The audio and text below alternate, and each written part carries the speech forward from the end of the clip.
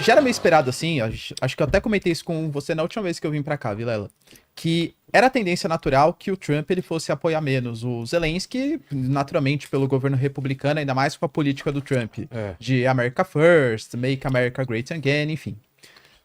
Só que talvez, penso eu, que os europeus e os Zelensky não esperassem que essa retirada do apoio ou a redução do apoio fosse tão grande ou tão rápida como vinha Não, e da maneira como foi, né? Foi um bate-boca praticamente, né? Penso eu, tá? Que o Zelensky, ele deveria ir sabendo que ele poderia sofrer algum tipo de confrontamento, algo assim, e deveria ter tido uma inteligência emocional melhor. É. Em que sentido? Acho sim que o Vance foi um pouco, que é o vice-presidente do Trump, né? Ele foi um pouco ríspido ali nas suas falas. Acho que da maneira como ele falou, a Ucrânia tá sem homens, é uma coisa que talvez tenha pegado mal pro Zelensky ali na hora. Mas independente, a verdade é, inconveniente ou não, que a Ucrânia depende muito dos Estados Unidos, do ponto de vista financeiro, do ponto de vista militar, do ponto de vista de inteligência. Talvez até mais perigoso do que retirar a própria ajuda financeira foi o anúncio que foi feito pela Casa Branca que até os dados de inteligência vão parar de ser compartilhados. Sério? Então, assim, para conseguir realizar defesa, até mesmo fazer ataques, por exemplo, saiu uma notícia na CNN ontem, se não me engano, que a Ucrânia já deve começar a sofrer nas próximas semanas com a falta dos Patriots. Sistema ali super importante para a defesa da Ucrânia. Então, além de toda a questão militar financeira, a própria questão da inteligência. E aí, somado a isso, a gente percebe falas constantes aí, não só do Trump, mas do Pete Hegseth, mas também de outras lideranças americanas, que o principal interesse agora dos Estados Unidos não será mais manter todo o apoio militar que deu na Europa, ou seja, vai reduzir o apoio ao continente europeu, e vai pensar mais nas suas próprias fronteiras e também na região do Índico-Pacífico, que lá é muito mais estratégico economicamente do que o continente europeu para os Estados Unidos, pelo menos. Segundo algumas informações também da mídia americana, o próprio Trump ele está considerando abrir mão da OTAN, fazer com que militares britânicos e militares franceses assumam mais a responsabilidade de defesa do continente europeu do que os Estados Unidos ficar defendendo o continente. E talvez você tenha visto, né, Vilela, ontem a declaração que o Macron deu. Exato, de usar a arma nuclear. Então, por quê? Porque esse é o medo, por exemplo, quando você pega hoje países europeus que têm as suas próprias armas nucleares é Reino Unido e França. Se a gente pegar que o Reino Unido nem mais faz parte da União Europeia, da União Europeia é a França. Existem outros países, como a Alemanha, como a Itália, que dispõem também de arsenal, mas é controlado pelos Estados Unidos. E foi isso que o Macron falou. Nós vivíamos uma ilusão que, pós-queda do Muro de Berlim, existiam os Estados Unidos que ia segurar a gente do ponto de vista militar, e essa ilusão foi por água abaixo. Então, a gente tem até um plano, né? Hoje vai rolar uma reunião liderada pela Ursula von der Leyen, que é a presidente da União Europeia, que ela vai apresentar o Rearm Europe, que é um plano que ela pretende investir cerca de 800 bilhões de euros em capacidade militar para o continente europeu. Para falar, a gente precisa se rearmar. A Alemanha, por exemplo, passou por uma mudança agora política, está ainda no momento de fechar parcerias, partidos, mas deve ter um novo primeiro-ministro, que é o Friedrich Merz, que ele é um cara também muito mais armamentista do que era o Olaf Scholz, por exemplo. A Alemanha, ela pediu, por favor, até o Macron falou isso no pronunciamento, que eu fui instigado pelo Merz para garantir o escudo nuclear do continente europeu. Então a Alemanha também vai investir mais, tem países como a Letônia também anunciou investimento de 6% do PIB em capacidade militar, a Polônia também investe mais ou menos essa porcentagem, ou seja, a Europa está preocupada com esse isolamento do Trump, a Ucrânia, então, nem se fala, está desesperada e espera que a Europa consiga suprir a demanda que os Estados Unidos está deixando. Só que, assim, há uma diferença gritante, por exemplo, entre a capacidade de informação que a França consegue fornecer para a Ucrânia para realizar defesa, ataques contra a Rússia, e a capacidade que os Estados Unidos conseguiriam oferecer. Entre a capacidade de mísseis, por exemplo, dos Estados Unidos e da Europa. Parece para mim que o Trump, ele tá quase que exigindo que o Zelensky faça algum tipo de negociação e aceite um acordo que seja conceder os minerais terras raras e, além de tudo, não ter uma garantia militar em solo ucraniano. Que é o que ele pede, né? Tudo bem, eu faço o acordo dos minerais, mas eu quero uma garantia. Aí ele fala assim, não, mas vai ter empresa americana, eu vou garantir. Tudo bem, na região dos minerais, sim. Mas e o resto do país, né? E fora que, assim, se for pensar, praticamente todas as condições que o Putin colocava para estabelecer uma paz estão sendo cumpridas agora pelo Trump. Porque, ó, o Putin falava que precisava ter a queda do Zelensky. Começam a sair informações que o Trump está se reunindo com a oposição na Ucrânia para tentar fazer algum tipo de eleição para a saída do Zelensky. O Putin falava, por exemplo, que todas as regiões anexadas deveriam de fato ficar com a Rússia. E aparentemente é isso que o Trump considera para fazer o acordo com a Ucrânia. Falava sobre a não participação da Ucrânia na OTAN. E aparentemente isso que o Trump também vai exigir para fechar o acordo, ou seja, que a Ucrânia não participe da OTAN. Inclusive, até cogitando tirar sanções econômicas contra a Rússia. Ele já mandou a Secretaria do Tesouro e a Secretaria de Estado fazerem planos ali de quais sanções podem ser levantadas da Rússia, né, tirar da Rússia, para tentar uma aproximação entre Estados Unidos e Putin. O Putin acabou de nomear hoje, oficialmente, o novo embaixador que vai ser embaixador dos Estados Unidos. Ou seja, retomar relações, entende? Praticamente tudo que o Putin queria está sendo colocado. Por isso que o Macron falou, a gente não aceita um plano feito pelos Estados Unidos e pela Rússia que exclua o Zelensky do debate. A gente também vai propor o nosso próprio modelo aqui, nosso próprio acordo de paz. Comandante, essa reunião na Sala Oval, você esperava esse tipo de reação do presidente e do vice-presidente tão brutal assim em relação à Ucrânia? Já era esperado isso? O problema todo é que é o que ele falou, o Zelensky não tem inteligência emocional, ele estava acostumado a manipular uma pessoa quase senil, que era o Joe Biden aí. E ele conseguia, de certa forma? Não, o problema não é esse daí, Vilela, o problema é a personalidade do Trump. Você jamais poderia afrontar uma pessoa que nem o Trump, não aceita desafio. Em público. Principalmente em público. Em público. E o Trump não era nenhuma pessoa desconhecida. Você já conhece ele da televisão, já foi presidente 4 anos. Será que o Zelensky não sabia disso? Ali era a hora as coisas tinham que ser resolvidas nos back channels, entendeu? Então tem uma conversa em privado, tal, olha, a gente acerta, já alinhou tudo, os Sherpas vão lá, alinham tudo, e a hora que chegar a reunião efetivamente, olha, nós acertamos isso, agora você querer resolver essas coisas em público, com o ânimos que o Trump já tinha em se livrar do problema, que você tem que olhar duas coisas aí, que a imprensa não está tocando muito. Em primeiro lugar, o Trump tem suspeitas de que o pessoal que tentou matar ele estava ligado com a Ucrânia. Ele tem essas suspeitas. Tem matéria na Reuters sobre isso daí. Essa é uma coisa. Segundo, também o Trump tem pressa. Por que ele tem pressa? Porque ele sabe que a lua de mel dele com a imprensa vai acabar, vou começar a bater nele. Se ele tiver a paz na Ucrânia para oferecer, vai ficar muito difícil, já vai ficar mais íngreme a escalada da imprensa para bater nele. Essa é uma coisa.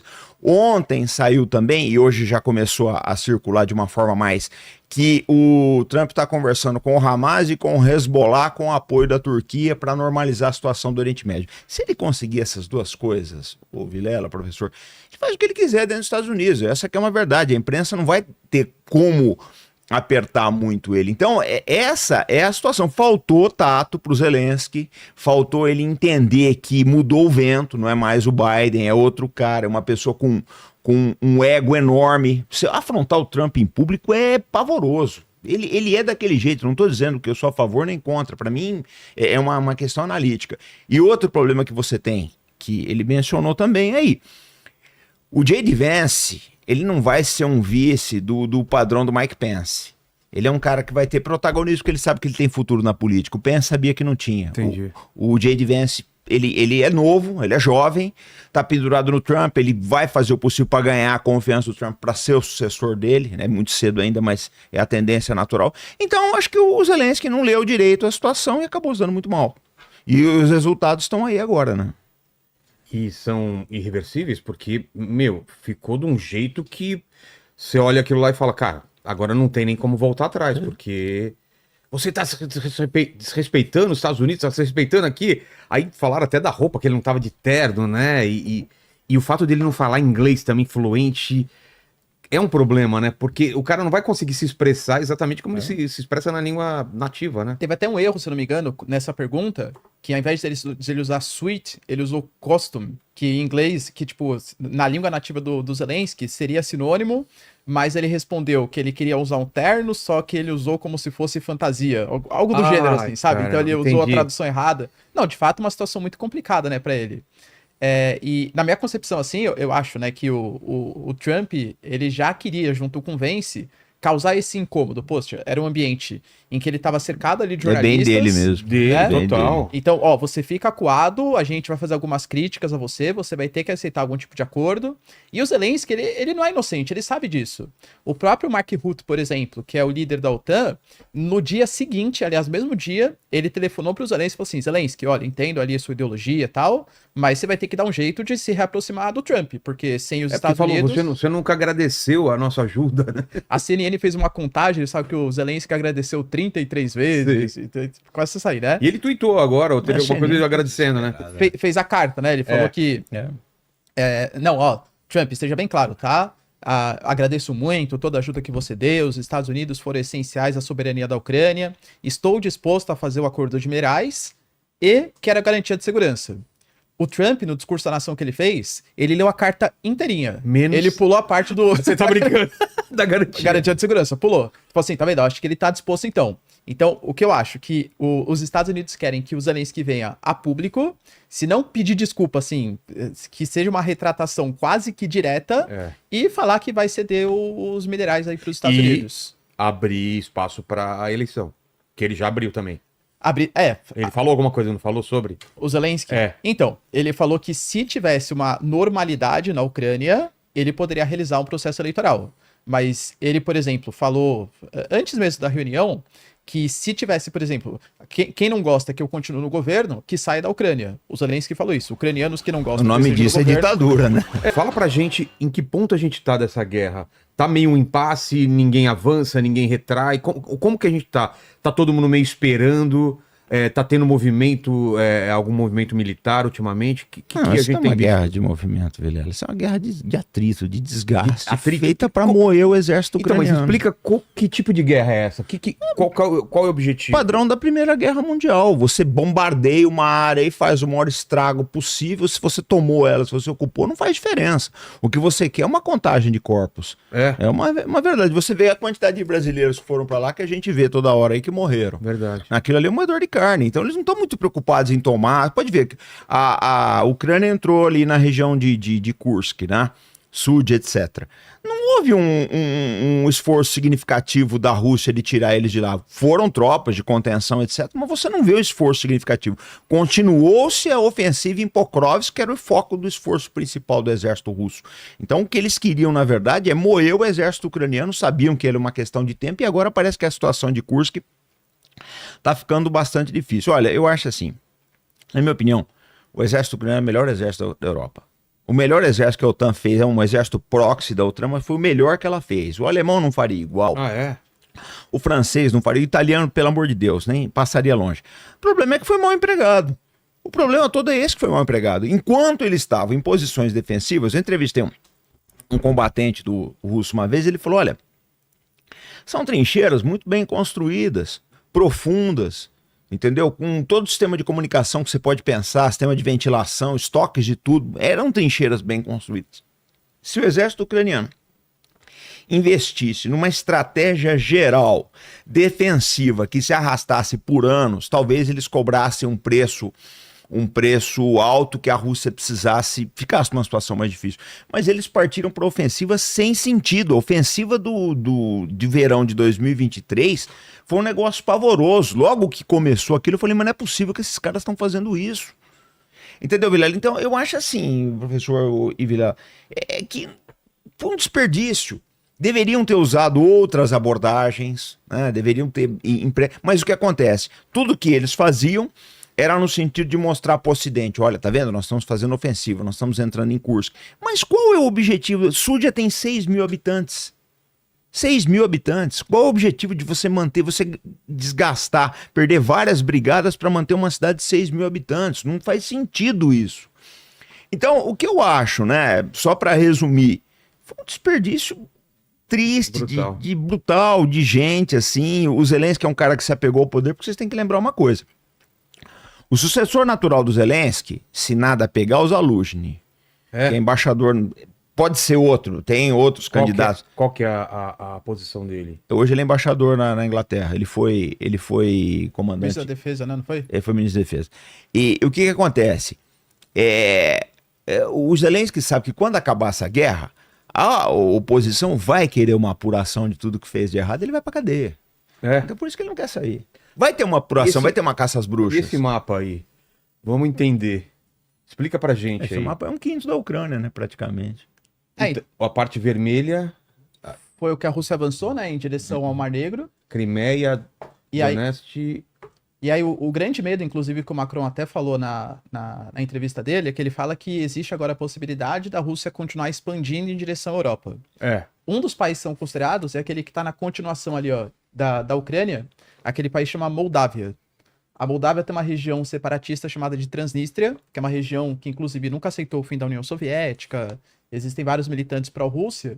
E o medo, pelo menos, né, segundo o Macron, é que os próximos passos da Rússia agora sejam a conexão para Odessa e aí conecta ali com a região da Transnistria e forma o que chama de New Russia, né? Tinha um ideólogo chamado de Alexander Dugin que ele fala que esse controle seria essencial para a Rússia ter acesso ao Mar Negro, ao Mar Mediterrâneo. Economicamente é muito bom. Exatamente. E a Moldávia, teoricamente, não teria grandes repercussões. Claro que é péssimo qualquer invasão territorial. Mas porque a Moldávia não faz parte da OTAN, embora a chefe de Estado, né, que é a Maia Sandu, que esteja querendo se aproximar da OTAN, da União Europeia e tal. Agora, o discurso, por exemplo, que o Macron colocou é que há o medo que a Rússia possa sair dessas áreas que foram invadidas, também na Moldávia, e vá em direção à Letônia, Lituânia, Estônia, Polônia, em direção a todo o continente europeu. Na minha concepção, Vilela, a Europa falhou em não se armar, principalmente pós-queda do Muro de Berlim. Você depender, poxa, de uma coisa tão significativa e importante como do setor militar, de outro país, Estados Unidos, sabendo que os Estados Unidos têm os seus próprios interesses, é um erro. E agora eles estão querendo justificar esse aumento muito grande dos gastos militares numa retórica de que a Rússia vai invadir ou vai atacar a OTAN. Na minha concepção, Vilela, tá? Pode ser que eu esteja errado, claro, eu não tenho informantes no Kremlin, né? Mas eu não vejo o objetivo da Rússia atacar nenhum país da OTAN, pelo menos não agora. Não acho que é um objetivo. Acho que a Europa tá usando isso como uma espécie de medo, porque assim, vamos rearmar a Europa, legal. A gente tá falando de 800 bilhões de euros em países como a Alemanha, que vem passando por problemas econômicos. A Alemanha, por exemplo, teve queda do PIB em 2023, em 2024. Esse ano possivelmente vai crescer, mas vai ser um crescimento mínimo. A França, por exemplo, não conseguia nem aprovar um orçamento, porque você tinha o Macron querendo que reduzisse muito os gastos públicos, medidas de austeridade, e agora está falando que vai dobrar investimento no setor militar. Como que a Europa vai conseguir conciliar as duas coisas? Muito possivelmente vai ser com o arcabouço da União Europeia. A Ursula von der Leyen vai começar a financiar a defesa com esse plano de armamento da Europa. Só que de verdade não existe o dinheiro da União Europeia. A União Europeia é sustentada pelos países europeus. É. E nesse momento, olha o dilema que coloca. Porque a Europa, ela está tendo ascensão de uma série de governos assim muito nacionalistas, até eurocéticos, contrário à União Europeia. E aí, alguns países europeus querem um aumento da União Europeia, enquanto outros estão num momento muito nacionalista. Mas calma aí, a gente vai ter que financiar mais a União Europeia, vamos fazer um exército comum para realmente conseguir se armar, ou a gente vai ser mais nacionalista, cada um pensa nos seus próprios interesses. Tá uma situação complexa da Europa aí. E Inglaterra? O que aconteceu nesses últimos dias aí? O Reino Unido. Então, o Keir Starmer, né, que é o primeiro-ministro, ele tem uma postura bastante pró-Ucrânia. Aliás, o Reino Unido, de maneira geral, por exemplo, o Boris Johnson foi o primeiro chefe de Estado que visitou a Ucrânia, de fato, visitou o Zelensky, aí depois com a Liz Truss, depois com o Rishi Sunak e agora com o Keir Starmer, eles estão dando notícias assim que eles estão dispostos a apoiar. Inclusive, a França e o Reino Unido, muito possivelmente, vão negociar para a semana que vem, palavras do Macron, uma espécie de grupo dos interessados. Ou seja, países que estão dispostos a fazer uma missão de paz, uma força de paz na Ucrânia, vamos sentar na mesa aqui para conseguir negociar algum tipo de missão na Ucrânia. Só que aí tem o problema, né? Por quê? Alguns países até demonstraram interesse. Por exemplo, a Turquia, o Erdogan falou ontem que ele estaria disposto a fazer parte dessa missão de paz. A Rússia já falou que não aceita isso. Tropas europeias na Ucrânia significa algum tipo de ataque nuclear, retaliação nuclear. Então, se isso vai acontecer ou não, é outra questão. Outro ponto, essa missão de paz, muito possivelmente, deveria contar com o apoio dos Estados Unidos, que sempre foi essa principal liderança da OTAN que poderia mobilizar essa força. Tem uma resposta que o J.D. Vance deu ao Reino Unido, que pegou muito mal, inclusive, com os britânicos. Exato. Porque o J.D. Vance ele foi confrontado, né? Poxa, será que os americanos vão colocar essa força de paz? Ele falou assim, olha, a proposta que o Trump tem, que é colocar as empresas para explorar os minerais, é muito mais eficiente do que fazer uma missão de paz com cerca de 20 mil soldados de países aleatórios que não participam de uma guerra há 30, 40 anos. Pô, mas calma aí. Quem deu essa ideia foi a França e o Reino Unido. O Reino Unido participou de uma missão, de uma guerra com os Estados Unidos no Afeganistão, no Iraque, inclusive com mais de 1.000 soldados feridos, mais de 600 mortos. Como assim o J.D. Vance está falando então que nós britânicos não participamos de uma guerra há 40 anos? A gente ajudou vocês no Afeganistão, no Iraque, e agora vocês estão desdenhando do exército britânico. Existem alguns deputados ali na Câmara dos Comuns que os caras estão exigindo uma retratação. A mídia britânica tá vendo isso como se fosse assim, uma trairagem, uma humilhação que o exército americano está fazendo com o exército britânico. Então, até do ponto de vista de comunicação assim, simbólico, há um racha hoje entre Europa e Estados Unidos. Pois é. Uma pergunta para os dois agora é o que todo mundo está querendo saber, né? Os últimos eventos deixam a gente mais próximos ou mais afastados de uma terceira guerra mundial? Eu acho afastado. É? Porque agora também tem a China como player, né? Você viu agora a China falando que está pronta para uma guerra econômica, tarifária, comercial e qualquer outro tipo de guerra. Qualquer outro tipo de guerra. Mas o chinês, se você não botar ele na parede, ele não... Eu acho, gente, que vai acontecer o seguinte. Você vai ter uma Europa mais pobre, é o que ele falou. Mais pobre? Lógico, 800 bilhões. Você vai tirar da onde? Eu vi um português falando outro dia que 5% do PIB português em defesa quer dizer 20% do orçamento público, camarada. Nossa. 20% do orçamento público, você não, daqui a pouco você não tem luz na porta da tua casa, teu bairro tá menos policiado, o SUS da esquina não funciona e por aí vai. Então a gente tem que pensar nisso daí. É a frase do Goebbels, né? Canhões em vez de manteiga, você vai investir 800 bilhões? Outra coisa, a pessoa que tá falando em investir 800 bilhões, a von der Leyen, a mulher do Laquet, ela foi ministra da Defesa da Alemanha e foi ela que arrebentou com o exército alemão. Então, assim, eu não sei se essa gente tem competência para restaurar as Forças Armadas, além do problema da corrupção, tá?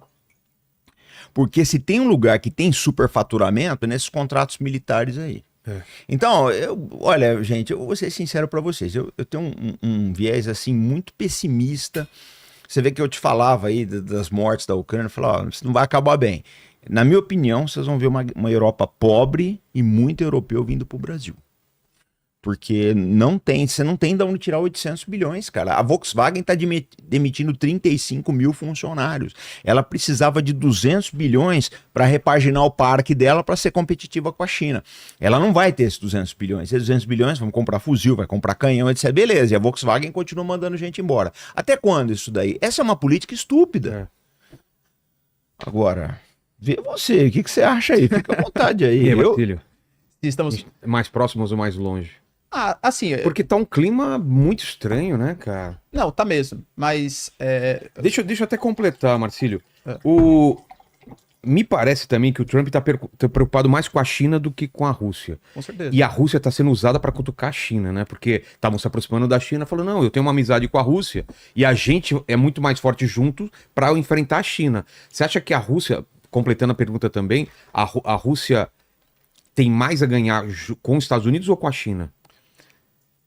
De maneira pragmática, Vilela, eu acho que a Rússia, ela consegue se aproximar dos dois sem ferir o sentimento de ninguém, né? Ou seja, é meio que assim... Joga pros dois. Se quiser relacionar com os Estados Unidos, ótimo. Porque, pergunta, né? Nossa, mas por que o Trump ele tá se aproximando tanto assim do Putin? Porque interessa economicamente, geopoliticamente, para os planos republicanos que isso aconteça. Por exemplo... um dos grandes desafios que o Trump poderia enfrentar aos Estados Unidos seria o processo de desdolarização da economia mundial. Isso estava sendo pleiteado pelos BRICS. A gente teve declaração do Putin falando esse ano que a Rússia nunca falou sobre moeda comum. Pô, sério? Tem foto do Putin com uma cédula, do que seria a cédula dos... Ele falou, não, imagina, nunca falei de moeda comum. Agora eles estão falando de, não, vamos usar umas moedas locais... O Brasil, possivelmente, o Brasil esse ano está na liderança dos BRICS, né? O Brasil falou que um dos temas que vão ser colocados é justamente a criação de moedas locais como forma de pagamento.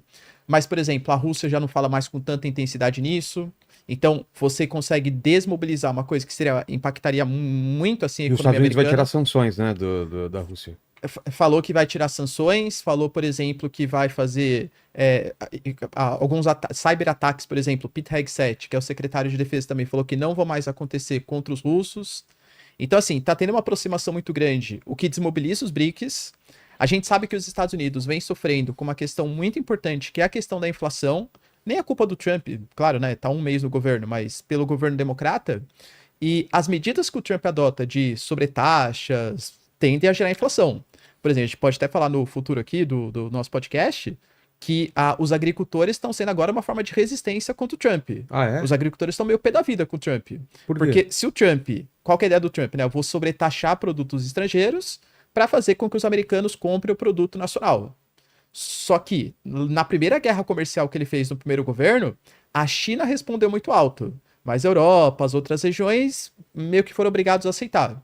Dessa vez, o Canadá está retaliando, o México está retaliando, a Europa vai anunciar retaliação, a China também retaliando. E aí os agricultores não vendem só para o mercado interno dos Estados Unidos. Vende também para a China, por exemplo. Vai chegar mais caro esses produtos americanos em todo lugar. Exatamente. E aí não vai conseguir ter acesso àqueles mercados. Fora que os Estados Unidos é uma ilha também. Ele precisa comprar insumos tecnológicos de outros países. Se eles importam mais caro, o custo de produção aumenta, o que acaba também causando inflação nos Estados Unidos. Então existem alguns problemas econômicos, né?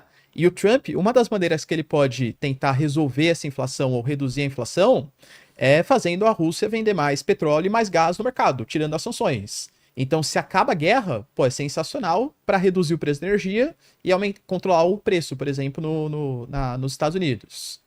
A gente pode colocar, por exemplo, a própria questão de uma estabilidade mundial, como o Farenaso falou, né? O Trump, por exemplo, uma das coisas que foram feitas com essa aproximação é que o Putin prometeu que ele vai ser um intermediador junto ao Irã para tentar pleitear uma política de desnuclearização do Irã. Poxa, imaginou se o Trump ele consegue ser esse presidente que conseguiu, lá no primeiro governo, ele saiu do acordo com o Irã, né? Mas ele consegue agora fazer um acordo com o Irã para que o Irã reduza as suas armas nucleares e, em compensação, tire as sanções do Irã. Então, tudo isso vai jogando no sentido que, para os Estados Unidos, é melhor ter uma Rússia próxima, para afastar dos chineses, que são os reais inimigos econômicos, enfim, e para tentar promover uma estabilidade econômica para os Estados Unidos. E aí? E aí que só tem um pequeno problema. Essa gente de olhos puxados do outro lado sabe que o Trump vai embora daqui a 3 anos e 11 meses. E eles têm um planejamento de lógico. 50, 100 Sabe anos. que isso muda. Porque o problema dos Estados Unidos, gente, é o seguinte. Você mesmo falou.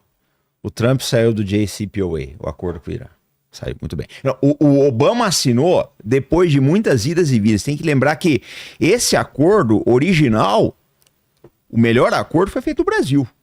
Em Teherã, tem um livro do Lampreia sobre isso daí, aposta em Teherã, tá? O livro tá na capa, acho que o Ahmadinejad, o Lula e o Celso Amorim. O Brasil fez um excelente acordo na época. A Hillary torpedeou, era secretária de Estado, torpedeou. Bom, em 2016 o Obama consegue assinar um acordo. Vem o Trump em 2018 e rasga esse acordo. O Biden, assim que ele entrou, ele começou a negociar com o Irã, falou, isso não vai dar em nada. Os iranianos enrolaram o Biden 4 anos e não deu em nada. Então, o que eu acho dessa... Qual é o problema? Como é que o mundo vê? O Obama queria uma coisa, a Hillary queria outra, o Trump quer uma terceira, o Biden quer uma quarta, agora o Trump quer uma quinta coisa. Eles sabem que esse negócio não vai funcionar, cara. O problema todo dos Estados Unidos é exatamente esse daí. Você firma um acordo com o presidente, daqui a 4 anos isso é jogado pela enxurrada. Esse aqui, ó, você pega o caso do Zelensky. Tinha todo o crédito possível na administração Biden. Na administração Trump ele está sendo enxovalhado. Então essa turma de lá, eles sabem disso aí. Ó, cara, daqui a 3 anos e 11 meses muda. Porque, gente, vamos ser honestos. O professor colocou a situação da inflação. Não despreze a inflação americana. Porque eu não acho que o Trump vai conseguir fazer tudo o que ele quer, nenhum presidente consegue, e a possibilidade dos democratas voltarem em 2028 é alta e voltar tudo isso daí. Então a turma do lado de lá sabe. E por isso que eu acho que essas coisas a gente tem que tomar muito cuidado. Outro dia me ligou uma pessoa e falou, não, porque agora vai mudar tudo, não sei o que e tal. Eu falei, ó, cuidado, porque muda por enquanto. Você não sabe o que vem depois. Você não sabe o que vem depois, né? A gente sabe que o Trump não vai ficar... A gente só tem uma certeza, o Trump não vai ficar para sempre ali. Então, pessoal, é um cenário assim de muita incerteza. Eu acho que eu vejo como positivo tudo que o Trump está fazendo, em termos diplomáticos, eu acho extremamente positivo. Será que conseguir acabar com 2 guerras? Porque os Estados Unidos, gente, eles se agigantam quando conseguem promover a paz. Foi assim com a Segunda Guerra Mundial, tá? A Guerra do Vietnã, com todos os problemas deles terem sido escorraçados, etc., mas foi uma coisa positiva. Quando eles conseguem fazer a paz, eles se agigantam. Então, acho que nesse ponto o Trump está muito certo. Mas essa guerra das tarifas é o que ele falou. O redneck lá, que tá lá no Oklahoma, plantando milho lá, trigo, sei lá, esse cara vai sentir na pele. E esse cara vota em 2028. Então a gente tem que ver todas essas coisas. A minha preocupação, eu jogo sempre, assim, com o futuro. É permanente? Como fica o cenário na Ucrânia caso Trump patrocine a oposição na Ucrânia? Quem compõe essa oposição? Petro Poroshenko, né, que é o... O Petro Poroshenko. Poroshenko, né, Poroshenko, que é o ex-presidente da Ucrânia. Ele é um dos principais líderes da oposição. Também, me fugiu o nome, né, mas tem uma moça também... A Bezuglova? Não é. É uma que também é do partido dele, mas que também é uma grande opositora ao Zelensky, que supostamente, aí, segundo a mídia americana, são os 2 principais que estão negociando com o governo Trump, né? E aí a situação do Zelensky, possivelmente ele vai ser deposto, vai ser tirado, e assim, ele alega, né, o próprio Varenazzo falou, a Ucrânia é um país que é um dos países mais corruptos do continente europeu, não é por conta do Zelensky, já era há muito tempo, Sim. inclusive, né? E houve várias denúncias aí, escândalos de corrupção nos ministérios, desvio de verbas, até o próprio Elon Musk, né, que ele fala que ele vai querer fazer uma espécie de apuração para ver para onde foi parar o dinheiro que foi destinado aí para os ucranianos. Não sei se vai conseguir, claro, mas a situação dos Zelensky pode ficar assim complicada. E assim, só para deixar bem claro, né, existe o real e o ideal. Na minha cabeça, o ideal é que, assim, óbvio que eu não acho que a Ucrânia deveria ter sido invadida, deveria ter o respeito à soberania territorial, mas existe a realidade. A realidade é que foi invadida e que possivelmente agora, sem o apoio dos Estados Unidos, e mesmo se tivesse o apoio dos Estados Unidos, não acho que a Ucrânia conseguiria reconquistar os territórios que foram dominados pela Rússia. Ou seja, na minha concepção, por mais triste que seja, a Ucrânia vai ter que aceitar ceder os territórios aí que foram invadidos pelo Putin. Professor, já notou uma coisa? Vilela, vocês já observaram uma coisa? A gente nem tá mais falando em admitir a Ucrânia na OTAN, né? A gente já tá pensando se vai existir OTAN. É Vocês verdade, já notaram? verdade. A gente não tá... Se fosse 6 meses atrás aqui essa conversa, ia ser, não, ela vai, não vai ser admitido. Agora nem se fala mais nisso. Eu me surpreendi ontem que eu vi, depois eu te mando, no UOL, né? O Sakamoto falando da missa de 7º dia, missa de corpo presente da OTAN. Acabou efetivamente a OTAN. Então é engraçado porque você pega no começo da guerra aquelas declarações, lembra? A von der Leyen, vamos fazer a Rússia voltar ao século XIX, bem que a Rússia do século XIX era maior que hoje. Mas você vê que como essa gente não entende o que é a geopolítica. São políticos provincianos, uma gente pequena, professor. Porque se tivesse a visão, sabe, a visão macro das coisas, do que é, de como essas coisas estão entrelaçadas, não teriam entrado. Isso foi uma aventura, gente. Uma aventura mal feita. Essa que é a verdade. Foi uma aventura mal feita e que, em função dessa aventura, a gente está num mundo completamente diferente. Porque eu vejo esse pessoal falando, agora o Putin celebrou bem a foto daquela. Eu acho cartão do BRICS, já tem um monte de coisa. Eu duvido que essa seja a verdadeira intenção dele. Essa gente vai partir por uma desdolarização, cara. Eu acho que isso é inevitável. Mas ô Vilela, aquele mundo que ainda existia um resto dele no começo, primeira vez que eu vim aqui, logo começou a guerra, aquele mundo não existe mais, gente. Isso eu também sinto, que o mundo não volta para o que era antes da guerra. E a gente sofre muito com isso, porque teu programa é mais diversificado, né? Aliás, Todo é uma tipo de coisa público. eu admiro em você, cara. Tu consegue se... Falar com todo mundo. Porque a gente é uma coisa mais nichada, né? E agora a gente tem um problema muito sério. Eu tava conversando com o professor, a gente tem um problema sério. Que é explicar para as pessoas que muitas vezes no dia seguinte você tem que desdizer o que você disse hoje, porque as coisas mudaram. As coisas mudam o tempo todo. E é difícil você explicar que aquele mundo não vai voltar mais. Fogo, né? E assim, acho que de coisa relevante só, talvez o que tenha sido importante para o continente europeu é ter acordado, assim, a gente tem declarações do Donald Tusk, por exemplo, da Polônia, como eu falei, da Letônia, o Macron, percebendo que militarização é algo importante. Pós-década de 90, só investiram no welfare state e tal, e o setor militar é uma coisa significativa para a manutenção da soberania.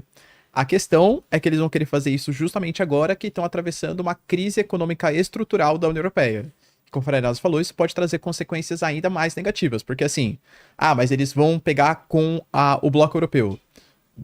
Da onde vai vir esse dinheiro? Pode vir com endividamento. O endividamento gera crise de credibilidade, pode trazer uma queda do euro, entende? Então, os impactos, é preciso fazer, é preciso, mas os impactos econômicos, eles podem ser graves e talvez até acelerar um crescimento desses governos mais ultranacionalistas aí. Sim. Um fortalecimento da AfD, do Vox, do Reform UK, por exemplo, no Reino Unido, e por aí vai.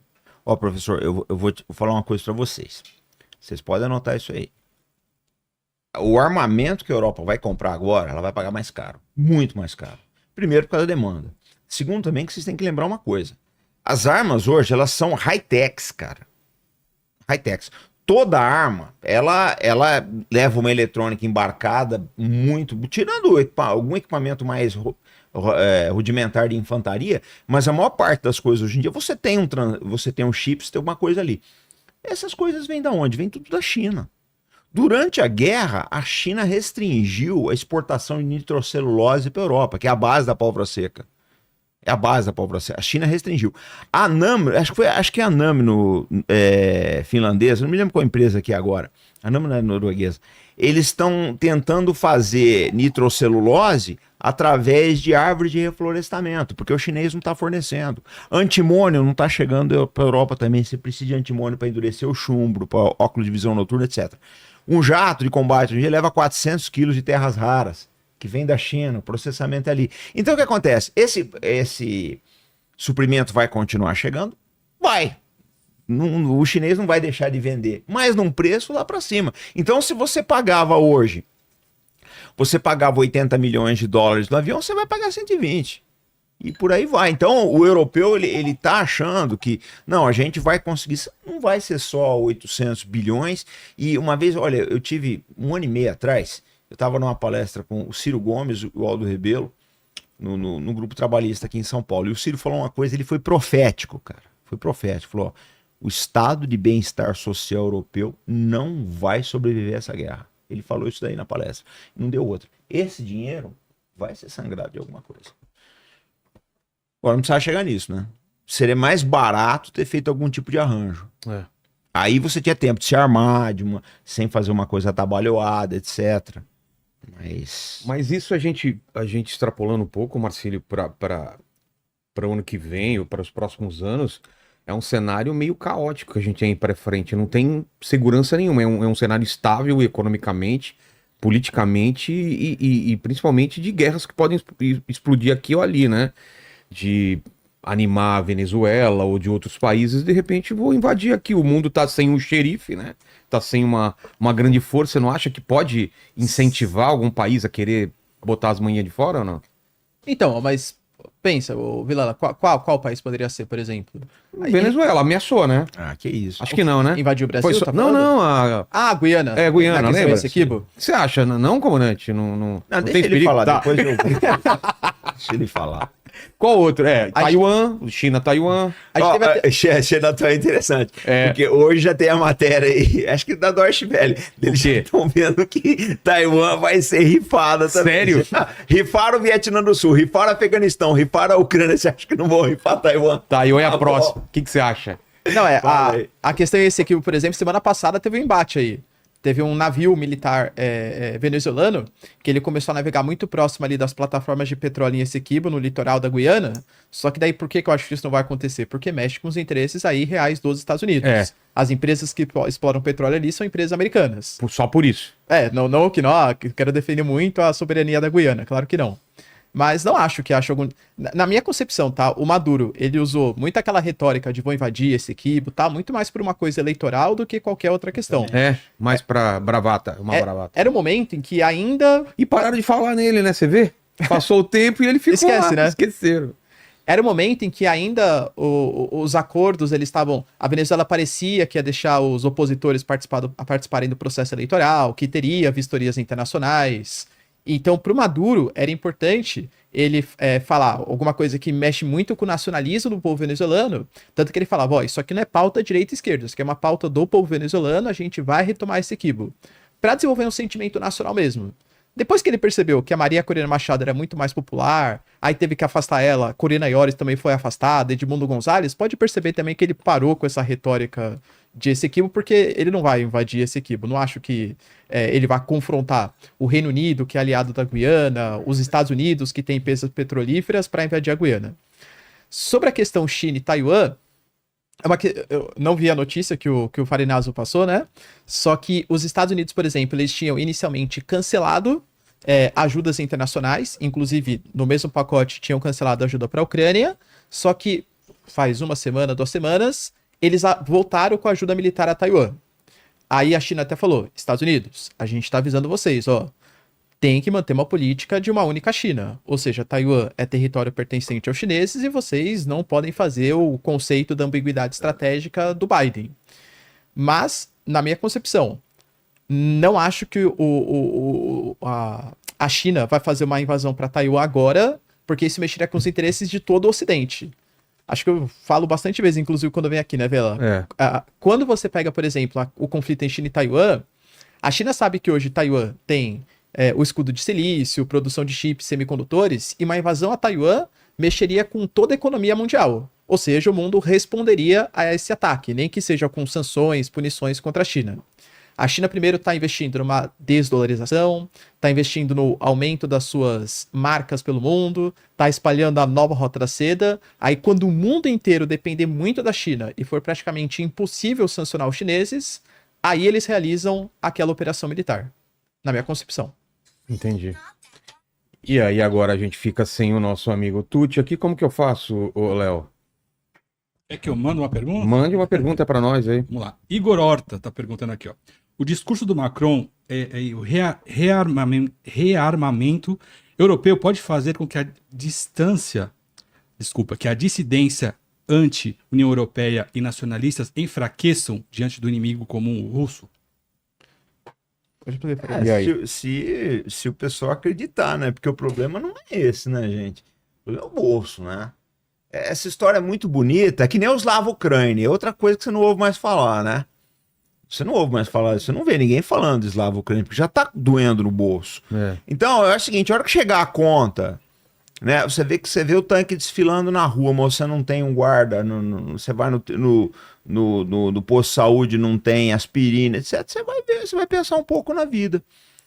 Você vai pensar o que aconteceu é o que eu falei, o caso da Volkswagen, o caso da VASF, o caso da Stellantis. Você tem vários casos na Alemanha de empresas que estão numa situação difícil. Porque tinha o gás russo barato, que tocava essas empresas todas, né? Aí de repente cortaram o gás, né? Esse gás foi para a China. Você está deixando de comprar o gás barato, está vendendo barato para o teu principal concorrente. Olha que coisa inteligente. Pô, dizem que o alemão é inteligente. Olha que coisa... Que estupidez. Não deu outra que você vai se ferrar, cara. Né? Então eu acho o seguinte, enquanto ficar no discurso, beleza, a hora que o cara começar a pagar a conta, olha, professor, eu acho assim, o crescimento da extrema-direita na Europa vai ser muito difícil de segurar. Porque o descontentamento é grande. Agora, e outra também, né, pessoal? Vamos lá. O cenário é o velho problema do antes de 2022. Você tinha uma Europa que era vanguarda na venda de produtos industrializados, você tinha uma matriz econômica, uma matriz energética barata, que era o gás, etc. O mundo hoje é o outro, cara. A Europa não consegue competir com a China. Eu fiquei impressionado de ver uma reportagem, eu não me lembro quem foi, se foi na Deutsche Welle, da BBC, eu não lembro.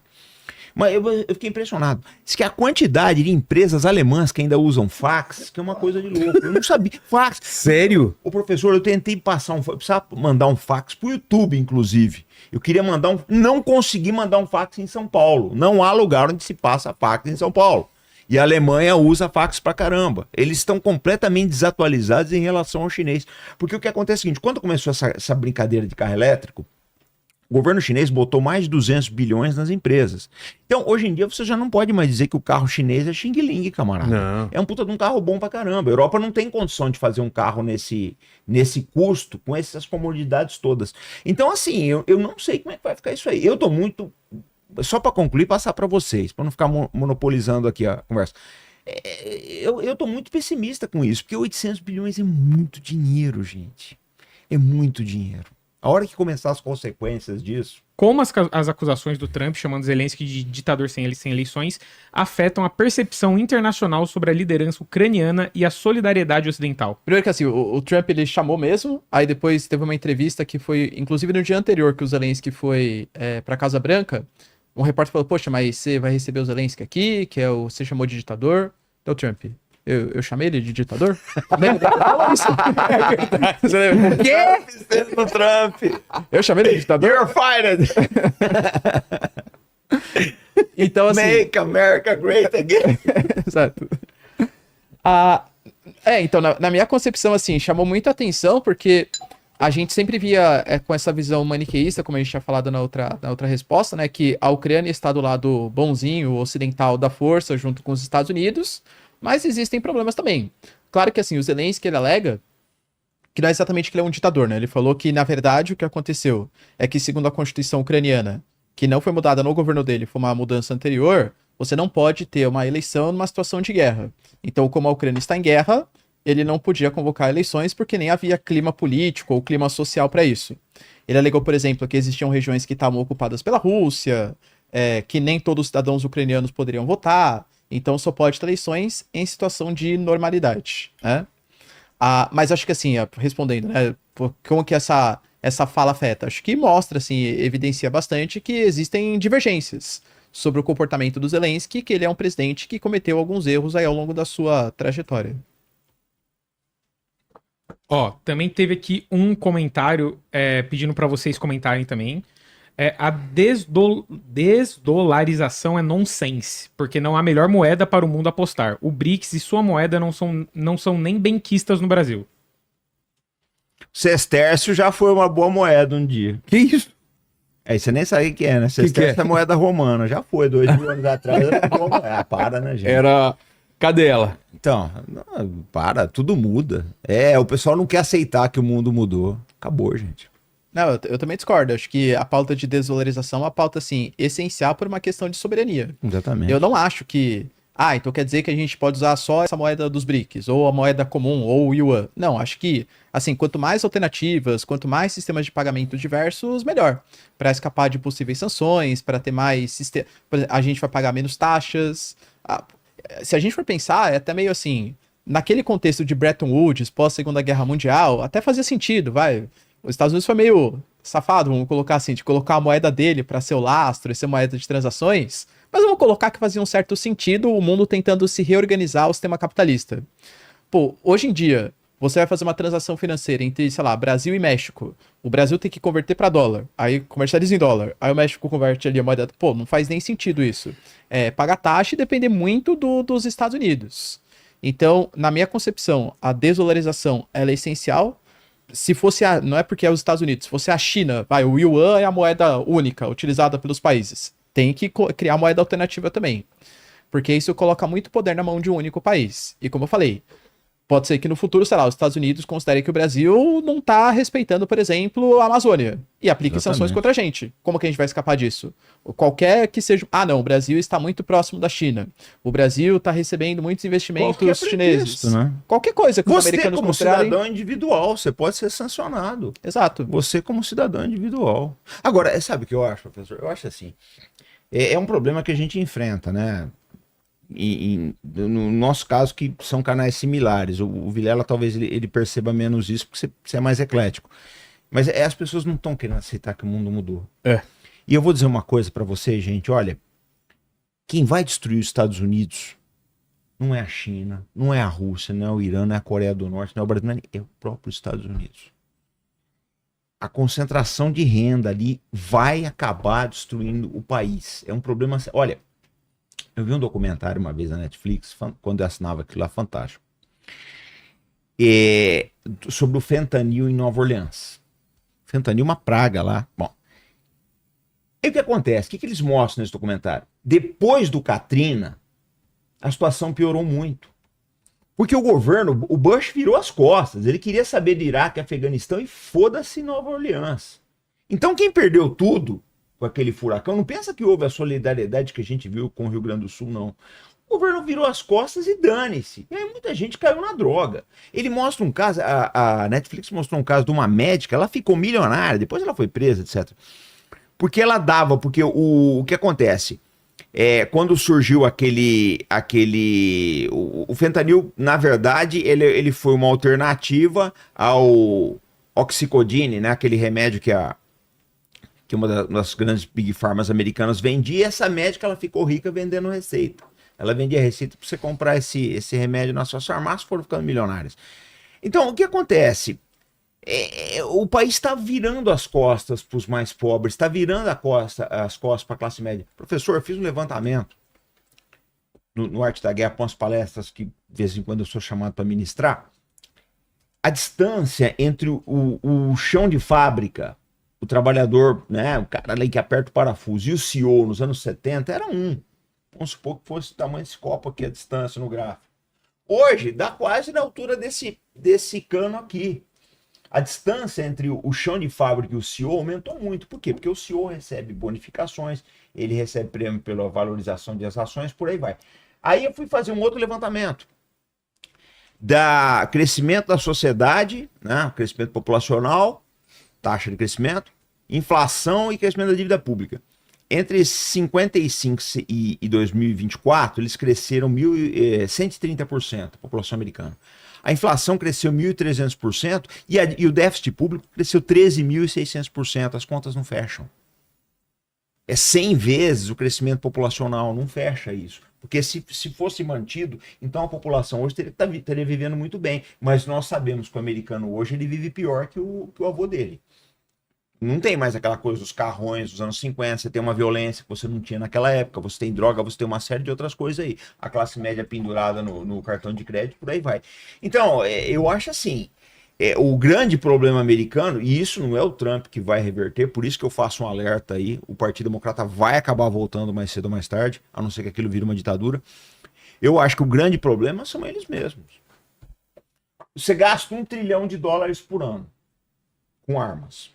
O orçamento americano, o nominal 800 e poucos bilhões, mas se você pegar o que vai para as agendas, chega a $1 trilhão tranquilo. Professor, uma fragata americana, ela custa de 3 a 7 vezes o preço da similar chinesa. Não fecha. Tem muita... Agora o Trump tá... aquele Doge lá do Musk que tá investigando tudo. Eu venho falando isso tem anos. Da corrupção do PH. Então, assim, são problemas. A gente, como canal independente, pode falar. Mas a imprensa não vai tocar nisso daí, Vilela. Não vai falar desse problema, do que acontece nos bastidores. Então, acho que o grande problema americano é exatamente isso, né? Uma distribuição de renda absurda e... Mande. O Júlio César ainda quer entender qual é o papel dos Estados Unidos nas negociações de paz entre Ucrânia e Rússia e como a postura do Trump afeta essas iniciativas. O cara se acha Deus. A gente já falou um pouco disso, né? Mas. Que ele se acha Deus, eu concordo mesmo, né? Tem certeza. Não, ele não acha. Ele não acha. Tem certeza. Ele tem certeza. Bom, basicamente, na minha concepção, ele coloca que a Ucrânia e a Rússia têm que negociar a qualquer custo e, assim, quanto mais rápido vier a paz, melhor pro mundo e principalmente para os Estados Unidos. Porque vai aproximar a Rússia dos Estados Unidos, tende a ter um controle da inflação, redução do preço da energia, o que é sensacional para os americanos, além de reduzir também os gastos de uma guerra na Europa, né? Então, o Trump, ele se coloca como o cara que vai fazer essa mediação, e essa mediação tem que acontecer agora. Só que como que a paz aconteceria agora, se a Rússia está avançando no campo de batalha, mesmo que em ritmo muito lento, né? Ela ganha território, mas muito lento, mas assim, a Ucrânia não tem nenhuma chance de reviravolta, pelo menos não no momento agora. A Rússia fala, geralmente quem tá ganhando, entre aspas, é que consegue ditar mais as regras do jogo do que quem tá perdendo na guerra. Então, o acordo vai sair, o próprio Marco Rubio, por exemplo, falou sobre isso, que quem vai ditar as cartas do jogo é a Rússia. Então, se fosse, por exemplo, a Ucrânia vencendo o conflito e os Estados Unidos quisessem fazer a paz, acho que eles ouviriam mais ucranianos. Como é a Rússia que conseguiu conquistar 1/5 do território e tem muito mais recursos financeiros, enfim, para conseguir estabelecer, acho que as cartas vão ser ditadas pela forma como Putin pensa. Então, não é, na minha concepção, não é que o Trump ele é pró-Putin. Na minha concepção, ele é pró-Estados Unidos e quer estabelecer uma paz ali. E quer E quer pegar os minerais também E da quer pegar Ucrânia. os minerais da Ucrânia. Quer fatiar lá. Mas com também só. tá negociando com o Putin também. A gente teve, um dia antes da reunião entre Estados Unidos e Rússia, representantes dos Estados Unidos também negociaram com representantes da Rússia em Istambul, na Turquia. E eles negociaram exploração de alumínio. A Rússia vai conceder alumínio para os russos, para os Estados Unidos, perdão. E a Rússia hoje, a quinta maior reserva de minerais terras raras do mundo. Tem mais minerais, inclusive, que a Ucrânia. Ah, é? E fora que, assim, do solo ucraniano, vários desses minerais estão nas áreas que são ocupadas da Rússia. Então não adianta só fazer um acordo com a Ucrânia, porque hoje está sob controle dos russos. Então, assim, o Trump está negociando com todo mundo, né? Então eu quero seus minerais, quero os minerais da Rússia também, quero que a Rússia se afaste da China, o que for bom pro interesse dos Estados Unidos. Olha, tem uma coisa que eu acho que vai acabar sendo isso daí. Já tem um precedente. Os acordos de Genebra em 54 que dividiram o Vietnã. Lembra? Foi feito. O Ho Chi Minh considerou aquilo uma traição, mas foi feito por China, União Soviética, Estados Unidos e França. Traíram o Vietnã e dividiram o país no meio. A guerra se prolongou por mais 20 anos. Eu acho que eles vão dar uma de Genebra aí, cara. Vão deixar aquelas terras para a Rússia ali. E o Trump vai conseguir um bom acordo com a Ucrânia, porque ele precisa desses minerais, né? Ele precisa. Para depender menos dos chineses, né? Exatamente. Também, forma de soberania. Exatamente. A questão Nesse ponto ele não tá errado, né? Ele tá indo atrás do interesse americano, né? A questão é a zona tampão, né? O que vai ser dessa zona tampão entre o que vai ficar Ucrânia e o que vai ficar Rússia. Essa zona tampão vão ter tropas europeias, como o Trump quer? O Putin já falou que não aceita, por exemplo. Não lembro se foi o Washington Post ou o New York Times, colocou inclusive que a ideia dos Estados Unidos seria colocar os países mais neutros para ser essa missão de paz. E aí cogitou-se o exército chinês, o exército brasileiro, para fazer uma missão de paz, ficar naquela zona tampão. E o Lula até falou, ó, se for para mandar gente para guerra, eu não mando. Mas missão de paz o Brasil tá acostumado, seja na questão da Haiti, enfim, então a gente poderia liderar ou participar de uma missão de paz nessa zona tampão entre o território da Rússia e da Ucrânia. Tá prever os próximos passos do que vai acontecer na Ucrânia e Rússia? Ou os possíveis desdobramentos, próximas semanas e meses? Porque parece que tá próximo a alguma coisa de acontecer, né? De um fim, né? Quer falar, Brenazo? Eu acho que o problema ali é o Zelensky. Tirou o Zelensky, Resolvido. resolve o problema. Agora, eu não sei, vê a opinião do professor aí. O que você acha? Eu acho que assim, só para complementar, o que eu te falei, o Zelensky tá travancando tudo ali. Todo mundo quer já. A oposição ucraniana, a sociedade ucraniana tá de saco cheio dessa guerra. A oposição ucraniana quer o poder. O russo quer acabar essa guerra aí, que eles estão com outros projetos. O americano também, pelas razões que você colocou muito bem aí. O problema é o Zelensky. E eu vi depois do discurso da nação que ele fez, eu vi uma entrevista que foi feita uma pesquisa nos Estados Unidos e mais de 70% da população americana, por enquanto, apoia o discurso do Trump. Assim, que mesmo? concordou com as coisas que ele falou no pronunciamento à nação. Inclusive a questão da Ucrânia, enfim, né? Por aí vai. Bom, vou fazer aqui um exercício de futurologia. Claro, claro. Tá? O que eu acho que deve acontecer no futuro próximo. Os Estados Unidos, tirando toda essa ajuda na inteligência, no financiamento, vai obrigar a Ucrânia a negociar, mesmo que a Europa esteja falando que vai fazer maiores investimentos. Isso é uma coisa que, independente da crise econômica que possa gerar, demanda tempo, não é amanhã, que a Europa já vai estar toda rearmada, vai ter todos os equipamentos. Então não acho que os europeus vão conseguir sustentar essa guerra muito tempo em favor da Ucrânia. Mas a Europa, principalmente liderada pelo Macron, vai tentar pelo menos fazer com que, ok, os territórios ali que foram invadidos, Lugansk, Donetsk, Zaporizhia, Kherson e Crimeia, vão ficar com os russos, vai ter a criação de uma zona tampão, a Europa vai querer participar sim dessa zona tampão. Acho eu, né, que talvez seja uma das concessões que o Trump consiga junto ao Putin. Poxa, vamos fazer uma espécie de força de paz? Mas vamos colocar também tropas da Europa, porque os europeus vão se sentir mais seguros com isso. A gente promete que alguns armamentos não vão ser utilizados, ou coisa que valha, mas deve ter alguma força, uma pressão política da Europa para pelo menos participar dessa missão de paz ali. E vai ficar nisso, Vilela. Não acho que, como eu falei, né, que a Rússia de fato tem interesse em fazer uma expansão para Letônia, Lituânia, Letônia, para Polônia.